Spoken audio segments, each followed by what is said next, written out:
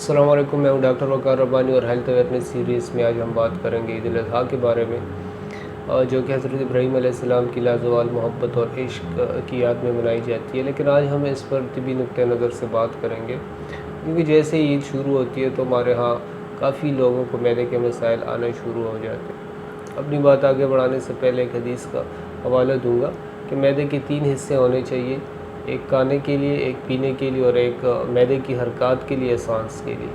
तो अगर हम इसी हदीस पर अमल पैरा हो जाते हैं तो काफ़ी सारे मसाइल से हम बच सकते हैं। बहरहाल टॉपिक की तरफ आते हैं। सबसे पहले चंद एहतियाती तदाबीर पर बात कर लेते हैं। यानी गोश्त पकाने से पहले अच्छे तरीके से धोना चाहिए और ये ख्याल रखना चाहिए कि जिस पानी से आप धो रहे हो वो पानी साफ़ हो।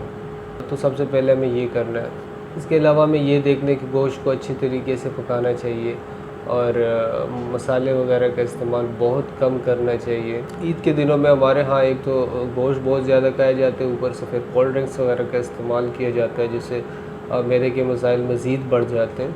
तो अगर हम ये इन चंद चीज़ों पर अमल करें तो इंशाल्लाह बहुत ज़्यादा मसाइल से बच सकते हैं। इसके अलावा हमें ये एक चीज़ याद रखनी है कि गोश्त के साथ मुख्तलिफ़ किस्म के सलाद लेने चाहिए, जिससे हाजमा जो है वो बेहतर हो सकेगा।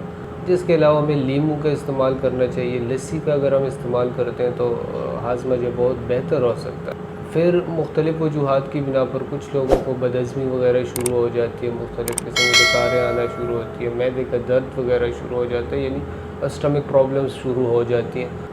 आज मैं आपको ओमेप्राज़ोल की मुतबादिल मेडिसिन बता देता हूँ, जो कि होम्योपैथिक मेडिसिन है, जिसके साइड इफ़ेक्ट भी नहीं है और ईद के दिनों में आपको इंशाल्लाह बहुत अच्छे तरीके से सपोर्ट देगी।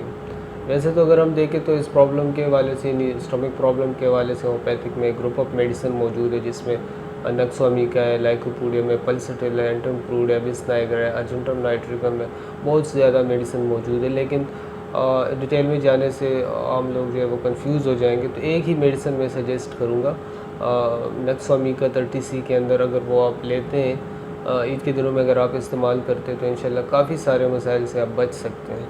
इसके अलावा भी अगर आपको कोई और इशू आता है तो आप करीबी होम्योपैथिक डॉक्टर से रब्ता कर सकते हैं। बहुत शुक्रिया।